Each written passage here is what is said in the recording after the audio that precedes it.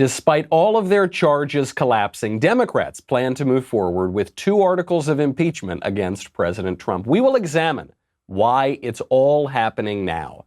How did we get to the point where we can't agree on anything? Some people blame President Trump. Some blame the IG report, which just came out. Some are blaming a weak Democratic field, and boy, is it weak. The real root cause is far deeper than that. We will examine how this rot has been building since the 80s at least, and we will chart a path forward for how we can all get along. Then Walmart apologizes for a coked out Santa Claus, and so much more. I'm Michael Knowles, and this is The Michael Knowles Show.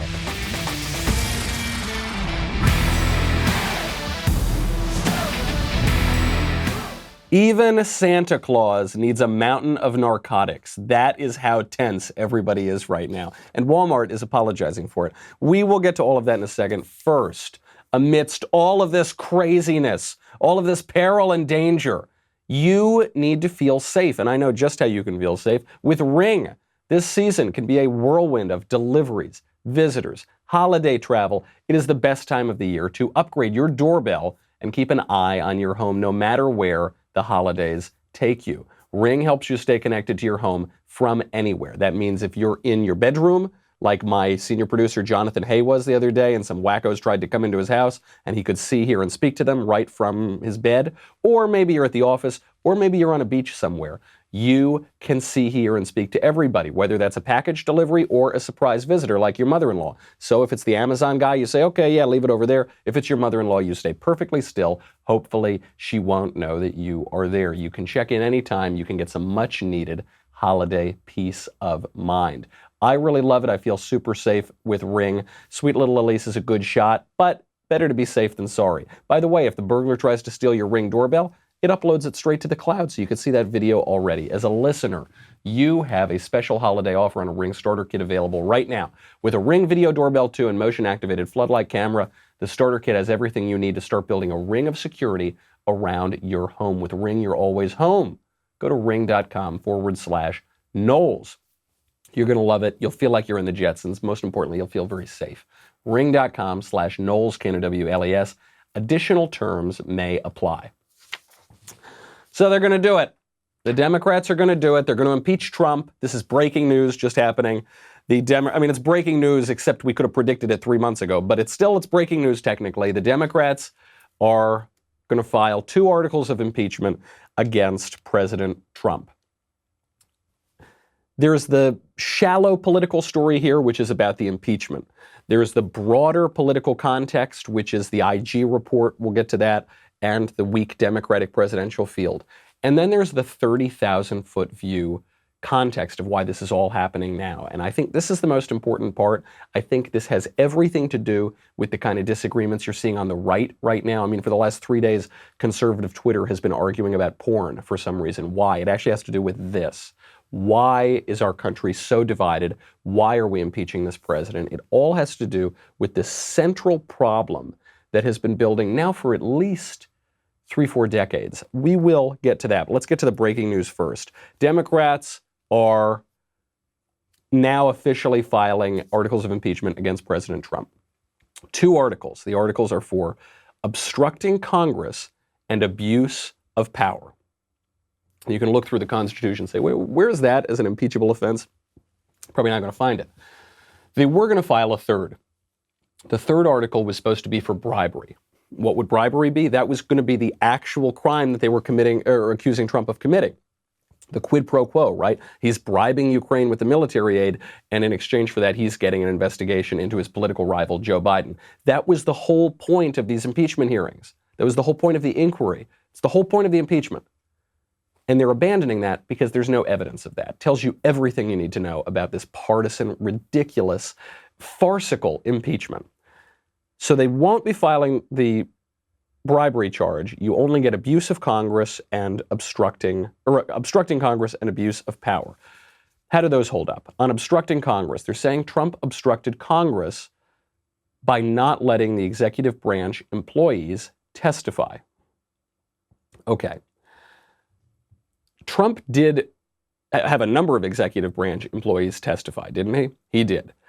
None of them provided any evidence that Trump committed the crime that they're accusing him of, which is bribery, which is the quid pro quo. How do we know that? Because the Democrats aren't filing the charge for quid pro quo.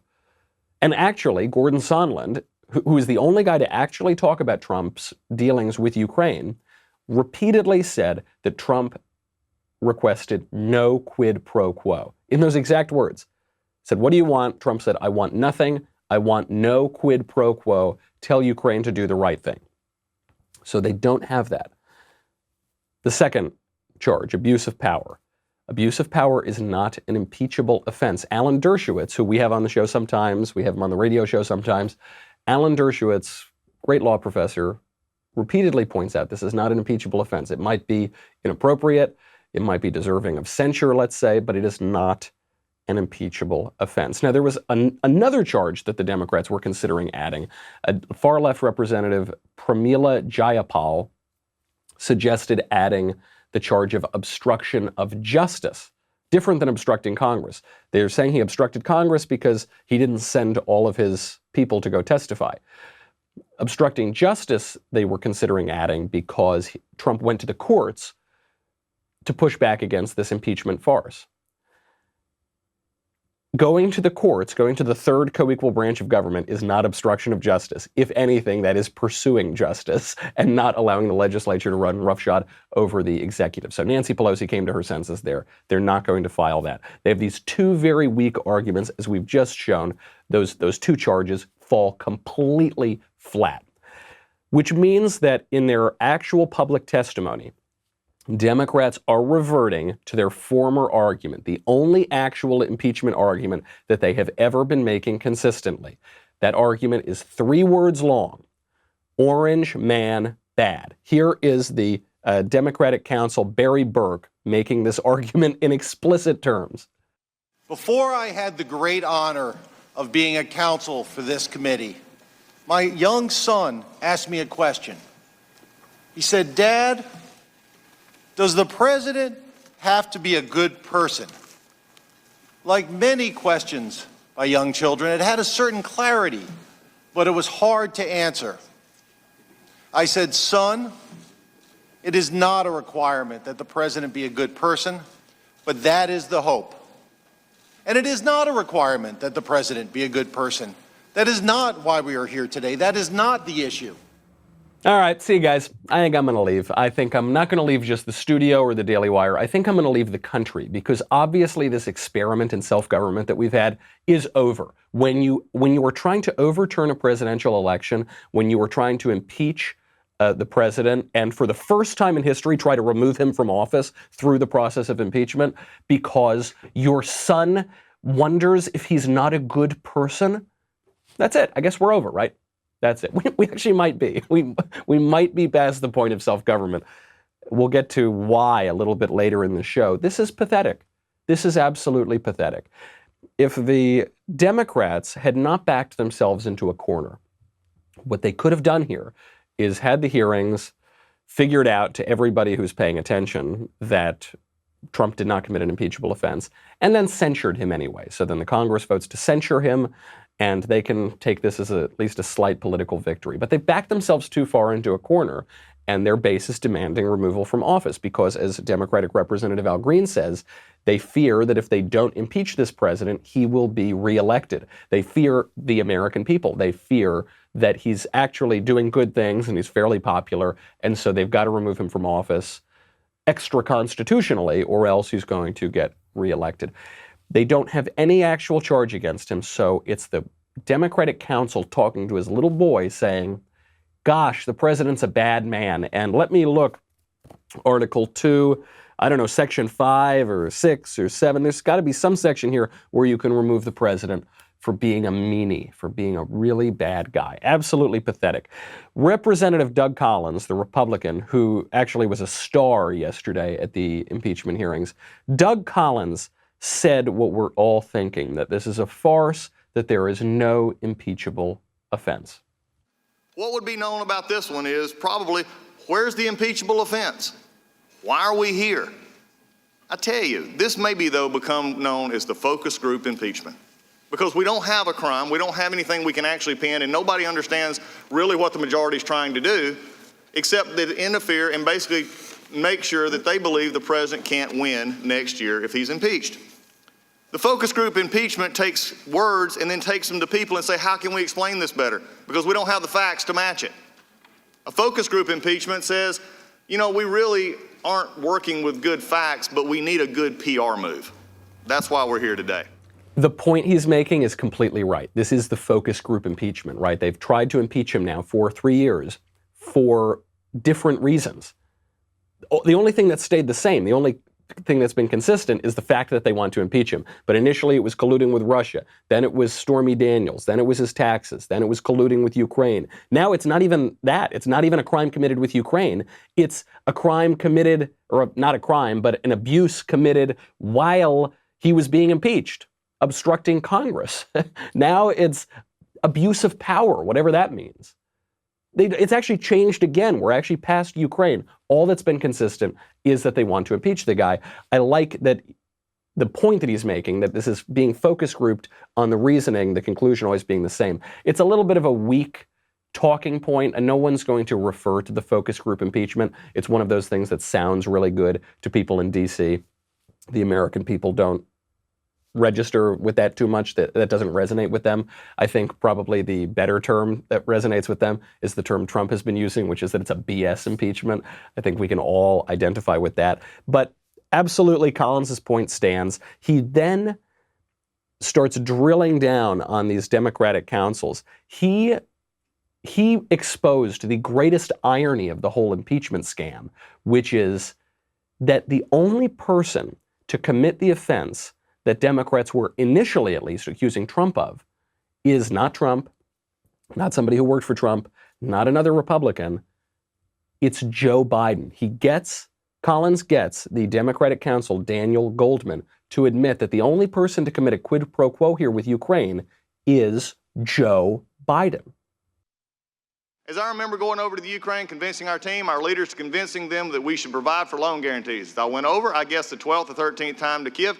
I was supposed to announce that there was $1 billion loan guarantee. And I got a commitment from Poroshenko and they said that I would take action against, that they would take action against the state prosecutor. They didn't. So they said they were walking out to the press conference. I said, nah, I'm not going to, or we're not going to give you the $1 billion. They said, you have authority. You have no authority. You're not the president. The president said, I said, call him. Laughter. I said, I'm telling you, you're not getting the $1 billion. I said, you're not getting the $1 billion. I'm getting ready to be leaving here, and I think about 6 hours. I looked at them and said, I'm leaving here in 6 hours. If the prosecutor is not fired, you're not getting the money. Well, son of a bitch, he got fired. Did he ask for something, request something, and hold something of value? He did. George Kent testified that was... I think I'll do what you did. George Kent testified this. I'm asking about not George Kent. I'm asking about this question. Right, but it's important context. It's not. Answer this question. Did he or did he not? Either Joe Biden's a liar, telling a story to make people impressed, or he actually did this. Which is it? He did it pursuant to U.S. official policy. So he did it in withholding actual dollars, actual thing, holding this out there. So Joe Biden, of everybody that we discussed about, is the only one that's done a quid pro quo. He's the only one that's used taxpayer dollars to actually threaten a foreign government. And yet we're sitting here pretending that this is not happening? Thank you. Thank you, Representative Collins, for saying the most obvious point about the whole impeachment hearing, that we're initially, at least, going after Trump for a quid pro quo that he didn't commit, when if he did commit a quid pro quo, it was only to investigate the quid pro quo that we know for a fact Joe Biden committed because he admitted it. Thank you. Thank you very much.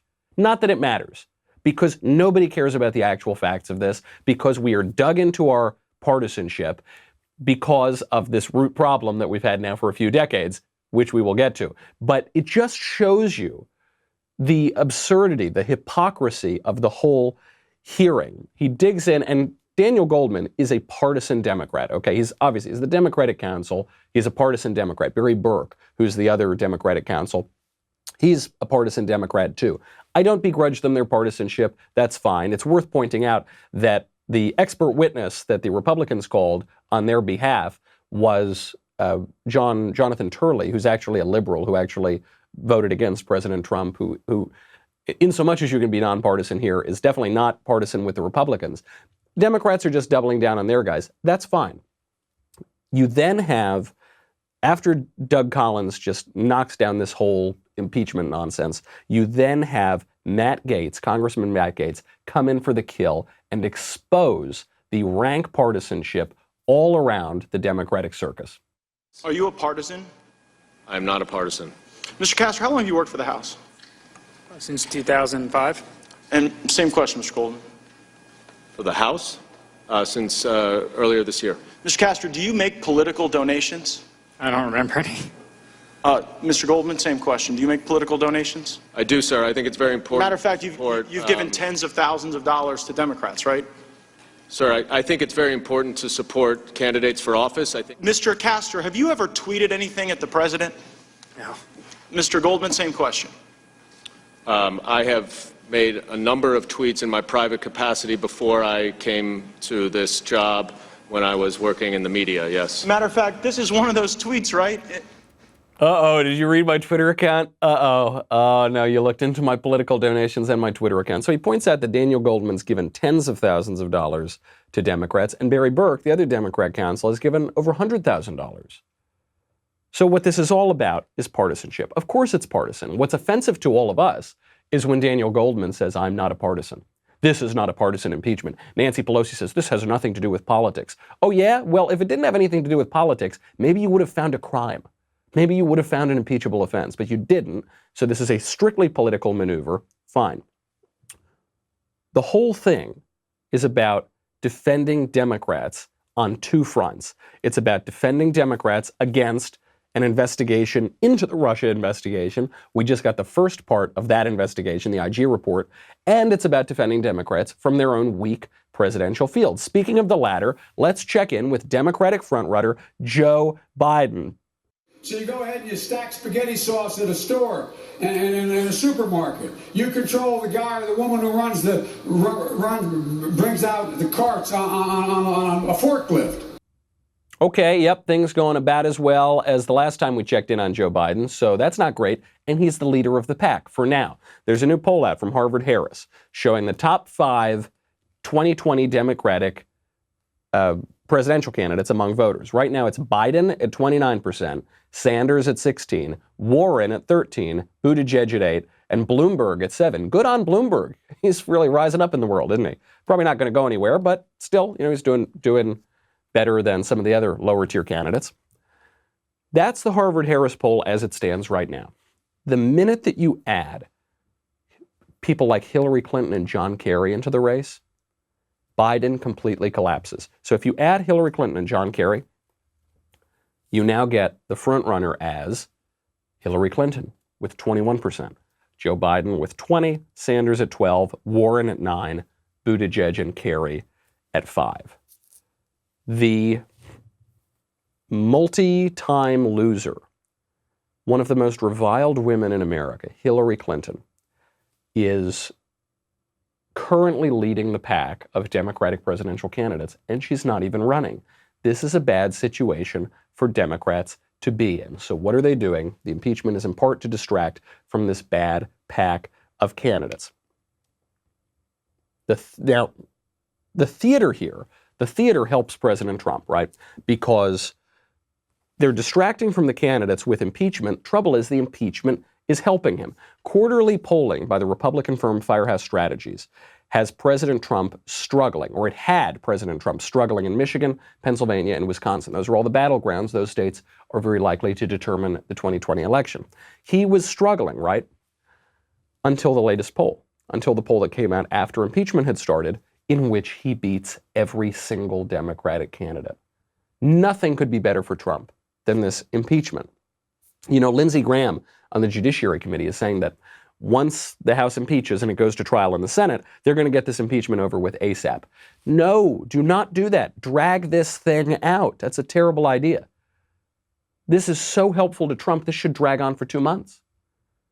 Now, I think what Lindsey Graham is thinking, what Republicans on the Hill are thinking is, we need to wrap this up because we've already won. Impeachment has helped us. Let's just get it over with before something bad happens. What could happen?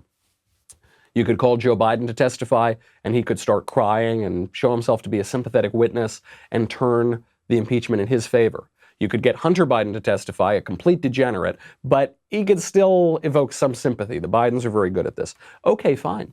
Don't get them to testify. I don't think you need to get either of those guys to testify. Just keep dragging out all these Democratic lawyers who are so awful. Pamela Karlan, Daniel Goldman, Noah Feldman, all these guys that are just so unlikable and so elitist and so disconnected from the American people. That is how you drag out Adam Schiff, get Adam Schiff to testify before the Senate. Drag out associates of the Bidens. I don't know, drag out Hunter Biden's coke dealer, who knows? Drag that out for a long time. That really helps Trump.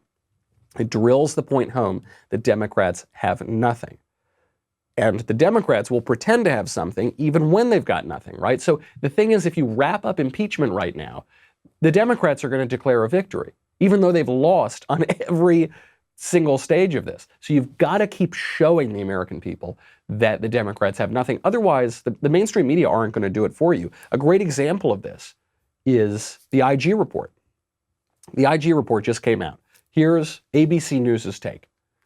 After years of President Trump calling it a deep state, saying the FBI was anti-Trump when it launched an investigation into possible ties between his campaign and Russia, tonight the long-awaited independent report, the Justice Department's Inspector General, revealing there was no evidence of a witch hunt, determining the FBI had enough evidence pointing to either a federal crime or a threat to national security, or both, to justify the probe at the height of the election, and that the agents who made the final decision to launch the investigation were not influenced by political bias.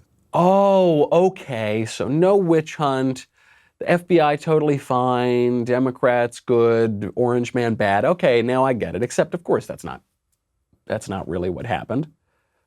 The IG reports, the IG report is extremely long, so you can read the executive summary or something. It said that the FBI committed a whole slew of errors in the lead up to wiretapping and spying on the Trump campaign.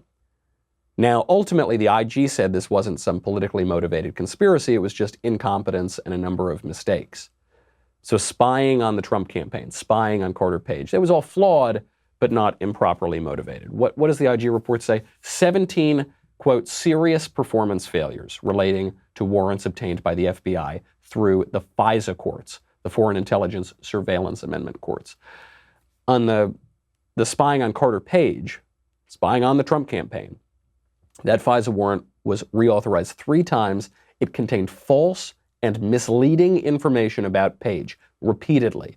It failed to disclose the fact that Page had already disclosed his Russian contacts to a government agency, pretended that he hadn't. It overstated the government's confidence in the Steele dossier, and it also ignored Christopher Steele's own doubts about his own dossier. And it never mentioned that Page and Manafort, Paul Manafort, the former chairman of the Trump campaign, had, quote, literally never met. Okay, that's a lot of errors, isn't it? It's a lot. So you're just saying, okay, the FBI, yeah, they made some mistakes, but there's no problem of motivation here. That's a little hard for me to believe. Here's President Trump's take. Okay, thank you very much. The IG report just came out, and I was just briefed on it, and it's a disgrace what's happened with respect to the things that were done to our country. It should never again happen to another president. It is incredible, far worse than I would have ever thought possible. And it's an embarrassment to our country. It's dishonest. It's everything that a lot of people thought it would be, except far worse. So I'm going to get some very detailed briefings, but they are. It's a very sad day when I see that. Very sad day when a lot of people see that. Okay, classic Trump answer. It's the worst thing I've ever seen. It couldn't possibly be worse. It's terrible. I happen to agree with him on the main points here. I think it's really, really bad. The trouble is that the conclusions of the IG reports were too weak. They were too moderate. They gave too much deference to the bureaucrats. And so Trump is kind of underplaying that. He's pointing to the actual facts of the investigation. I think Lindsey Graham had the most nuanced and accurate take on this, which is the flaws of the investigation itself, the actual facts that the IG found That is what is disturbing, and that merits further investigation. I believe there will be no debate among reasonable-minded people, particularly lawyers, about how the system not only got off the rails, but in my view became a criminal enterprise to defraud the FISA court, to deny American citizen Carter Page his constitutional rights, and to continue an operation against President Trump as President of the United States that I think was fundamentally flawed and unlawful.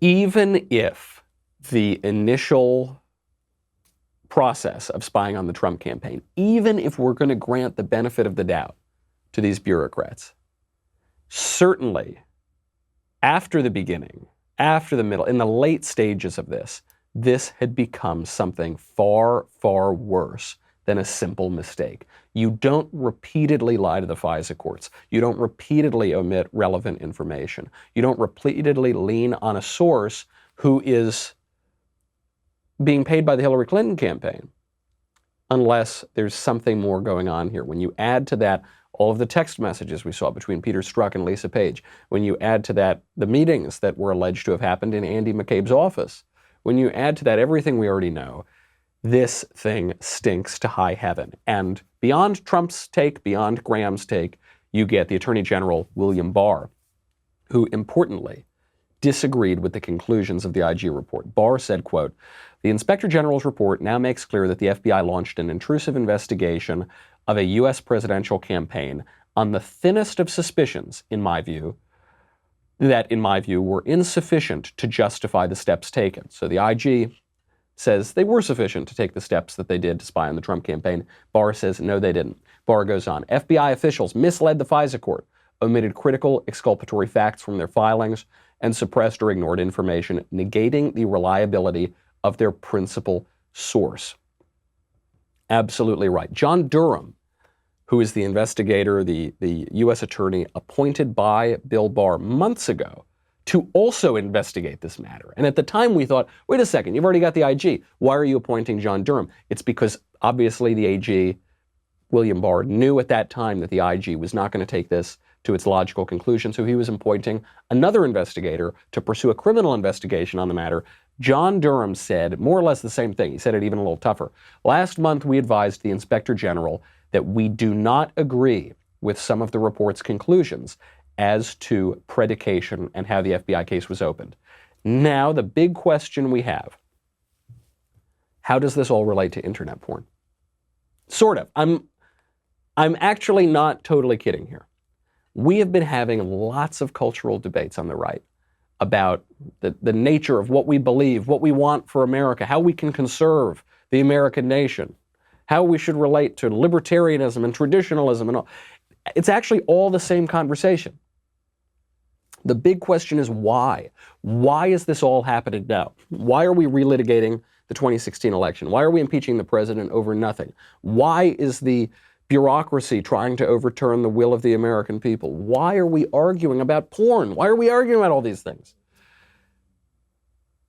The problem is we have nothing in common, and this was because of a deal made between the right and the left decades ago that has not given us very good fruit. We'll get to that in a second. First, I've got to say goodbye to Facebook and YouTube, and listen up, my friends, because I am going to save you time and money for your Christmas shopping. The perfect gift for your loved ones. You know what it is. It's a Daily Wire gift membership from now till January 1st. All Insider plus gift memberships will be 25% off. That means that your loved one will get all the fantastic perks plus the beautiful, majestic Leftist Tears tumbler, and you will get all the savings. That's a good deal. Go to dailywire.com/gift to get your 25% off. Again, that's dailywire.com/gift to get your 25% off. 25% off all Insider Plus gift memberships this holiday season. Give them a gift they will thank you for all year long. Plus, you can get other cool merchandise, like all of our sweet Daily Wire shirts. Go to dailywire.com. We will be right back.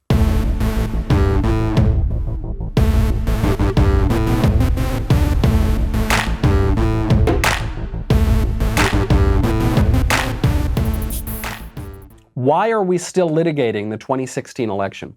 Why? Why are Democrats impeaching a president for nothing? Why did the FBI try to rig an election? Why? Because we have very little in common. That's why. The big argument on the right in recent months has been between the traditionalists and the libertarians. Okay, between the Sohrab Ahmaris and the David Frenches, between the people who want to ban porn and the people who want there to be porn all over the place, even if they don't like it, they want everyone to have the opportunity to see it. It's between the people who say that the ultimate aim of politics is a good society and the people who say that the ultimate pursuit of politics is leave me alone. Libertarian, individual freedom. That's the debate that's going on right now. How did we get here? Which way should we lean? From the 80s to the present, there has been this strange left-right consensus. There's actually been something of a consensus, an alliance between left-wing liberals who want to be left alone on social issues and between right-wing liberals, I say liberal in the kind of classical sense of that word, who want to be left alone with their money. So you got the left-wing liberals who say, don't bother me about sex or culture or the arts or my body or any of that. Just don't leave me alone with that.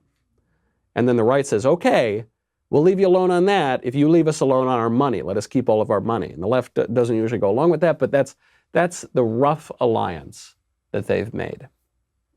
We're seeing the fruit of that alliance now. We can't agree on what marriage is.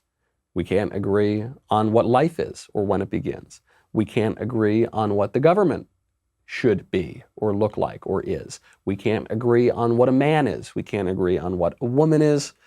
We can't even agree on what language to speak. It's now a controversial conservative opinion to say that we should speak English in America. Often you'll call a customer service line and you'll hear for English press 1. And you'll hear something in Spanish that maybe you can't understand. It's now considered bigoted in some quarters to say that the official language of America should be English. That's how little we agree on. We can't even agree on the language that we should speak to talk about whether we agree on things. That is the fruit of, leave me alone. I have nothing to do with you. That's the fruit of hyper-individualism on the social side when it comes to the left and on the money side when it comes to the right. I'm a huge fan of lower taxes. I don't think we should pay higher taxes. I don't think we should have more government regulations coming in and taking my property. But the reason for that is economic freedom is a good way to pursue a good country, a good society, a good place to live. It's not an end in and of itself. Maximal individual autonomy is not an end in and of itself. The end that allows for is virtue, is a good life, is good healthy communities, is a good country. That's what we've got to agree to. I think the whole leave me alone politics, oh, come on, who cares?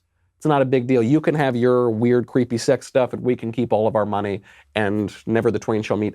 That is a losing proposition. Because eventually, if Andrew Breitbart is correct, that politics is downstream of culture, and if also politics affects culture, ultimately you are going to have a country that's so separated that we're going to come to heads. We're going to come to conflict. That is what is happening right now. If we were a country that kind of understood one another, that we had a basically similar sense of the common good, the highest good, similar kind of sense of culture, similar kind of sense of religion. I'm not saying identical. I'm not saying we need some totally uniform, prudish country. I'm not saying we need to be prude in any way. Just saying we have to kind of agree on what we're all about. If you had that, then you wouldn't have a bogus impeachment over nothing. You'd at least come up with some shred of a crime, wouldn't they? You wouldn't have the bureaucracy trying to attack the people. You wouldn't have these separate languages where half of the country thinks that the other half of the country are Nazis, are literal Nazis, are bigoted, awful, terrible, deplorable, irredeemable people like Hillary Clinton said. You wouldn't have that because we would at least, I'm not saying we would agree on everything, but we would at least understand one another. We would have a general sense of where we're all going, what we all want. That doesn't happen. That's the fruit of hyper, super duper individualism. If we are going to come back together, The answer is not to go to the lowest common denominator and say, fine, I'm not going to ever tell you anything that you should do, and please you don't tell me anything that I should do. That's not the answer. The answer is we need to actually engage with one another. We do have to say there is a good. There is something we should be doing. There is propriety. There is a definition of a man. There is a definition of marriage. There is a definition of human life. That's what we're going to have to do. That takes a little courage. That takes a little bit of virtue. Unfortunately, we've so whittled away at that over the past several decades that it's hard to even gather that language. That is the task before us. And it's not an easy one, and it's not going to be terribly pleasant, and it might look like there's more conflict in the short term. In the long run, that's the only way that we are going to have a peaceable society again. It's the only way that we're going to have a society based on reason, based on persuasion. And that's the only way that self-government persists. Now let's get to an important issue like a coked up Santa Claus. Walmart has issued an apology for a third-party item that was listed for sale on its Canadian website. The item is a sweater with the design of a Santa not wearing pants, sitting on top of a couch or a bed with a bunch of, like a little snowflake Christmas tree on one side, and then lines of Coke on the other, and the shirt says, "Let it snow." Walmart issued this big apology. They're so sorry that they've got this shirt here. It's so terrible. Think of the children. Think of the children. Come on, guys. It's a funny shirt. Let it go. It's not a big deal. You know, so many people, as we've been having these kind of traditionalist debates over porn and all that kind of stuff, they've said, you conservatives are prude. The reason that I don't like porn is not because I'm totally scandalized by sexual images or by, you know, sort of inappropriate images. It's because it has a bad effect on the individual and on society, and there's nothing good about it. That's not prudishness. I don't think that we should get rid of shirts that have Santa blowing Coke. It's just a funny joke. I mean, in this, what is that song, I Get a Kick Out of You, a classic American songbook song. It says, I get a kick out of you, I get no thrill from cocaine, right? People have talked about Coke, made jokes about Coke, sung about Coke. All right, I'm not saying you should ever do cocaine. I'm just saying you can have a shirt that makes a joke about cocaine looking like snow with Santa Claus. That's fine. Prudishness is not the answer. The only criticism that I will make of this sweatshirt is that these sweaters are kind of lame. The idea of the ugly Christmas sweater that's really subversive and that's really telling a naughty joke, that has now become lame because that's all you ever see now in stores are these like fake Christmas sweaters. I actually think it would be funnier to just wear a regular Christmas sweater. That would be more countercultural. That would be more subversive. But guys, come on, we're so tense. We're so upset about everything now. Let Santa have a little Coke, all right? That's fine. Let people have a couple laughs. There's also some good news. As we've had all this bad news on the show, I want to leave on some good news. On Monday, the Supreme Court rejected a challenge to a 2017 pro-life law in Kentucky that requires doctors to perform ultrasounds and play the sound of the baby's heartbeat to women who are seeking abortion. This is great. Kentucky passes this law. They say, all right, if you want to get an abortion, if you want to kill your child, you have to hear that your child has a heartbeat. You have to see the ultrasound that it's really a baby. The whole law says before you can have an abortion, you have to have all the information. The left hates this. The left doesn't want you to have information on abortion. Because the minute you have information, you realize that the left has been telling you lies about abortion for decades. It's not just a clump of cells. It's not dead. It's not alive. It's not human. It's a human being. It's living. It's your child. So this goes up to the Supreme Court. The Supreme Court, to their credit, says, no, this is perfectly constitutional. You can absolutely do this. This is great news. And it's driving a lot of people crazy. You know, there's this British actress who I've never seen in anything, but she's got a blue check mark on Twitter. Her name is Jamila Jamil. She has been defending abortion in such a crazy, wild, intense way that it makes me think she doesn't really believe what she's saying. She tweeted out, quote, receiving thousands of messages about how I made a mistake having an abortion 7 years ago and how I must be a miserable person. I am, in fact, a happy, thriving multimillionaire, madly in love with free time, good sleep, and a wonderful career and life. But thanks for checking. It's a little kissy face. Nobody believes that. Nobody really believes what she's saying.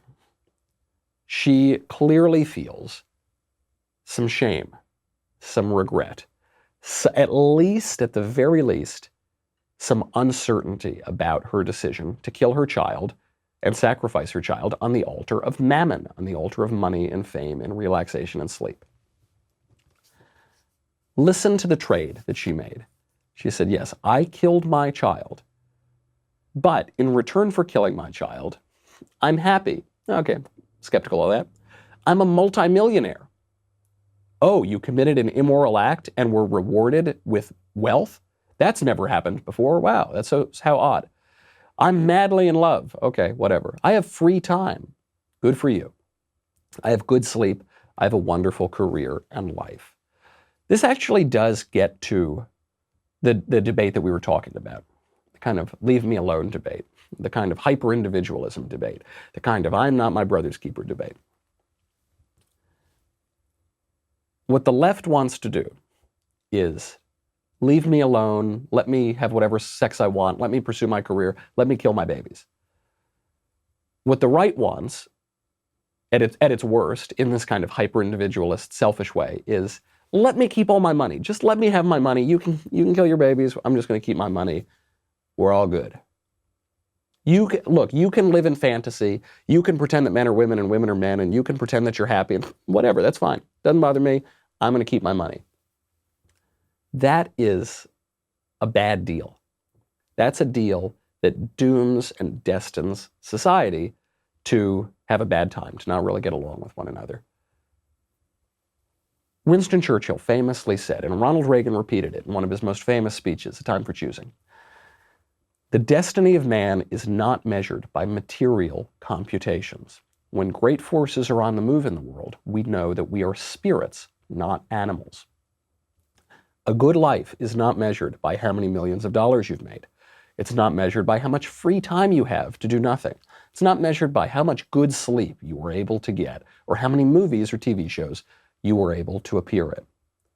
Likewise, a good life is not measured by how much money you were able to keep for yourself. And you can do wonderful things with money that you keep for yourself, but that's not the measure of a good life.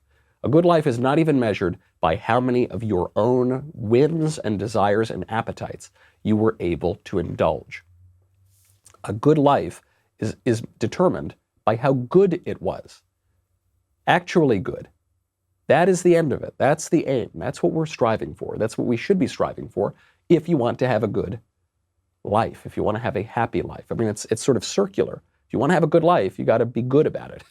You can't just indulge your appetites all the time, because very often we have disordered appetites. If we want that, if we want to try to rediscover that wisdom that we knew 40 years ago, that Ronald Reagan knew, that Winston Churchill knew, that everybody knew up until now except for us, because we have so degraded our culture.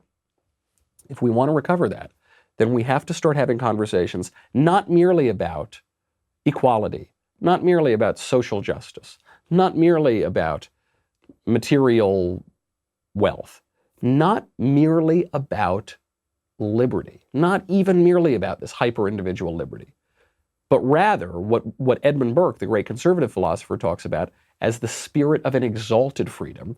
We have to talk about the good. That is going to be a difficult conversation, and I don't know that we're going to have a very good time doing it, but we can try. That's our show. I'm Michael Knowles. This is The Michael Knowles Show. Come back tomorrow. I'll see you then.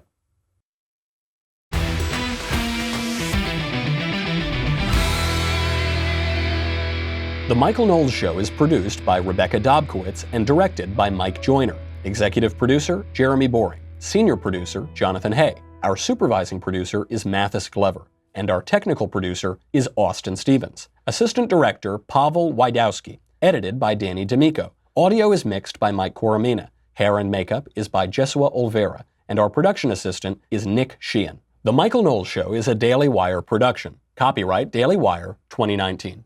Hey everybody, it's Andrew Klavan, host of The Andrew Klavan Show. You know, some people are depressed because the American Republic is collapsing, the end of days is approaching, and the moon has turned to blood. But on The Andrew Klavan Show, that's where the fun just gets started. So come on over to The Andrew Klavan Show and laugh your way through the apocalypse with me, Andrew Klavan.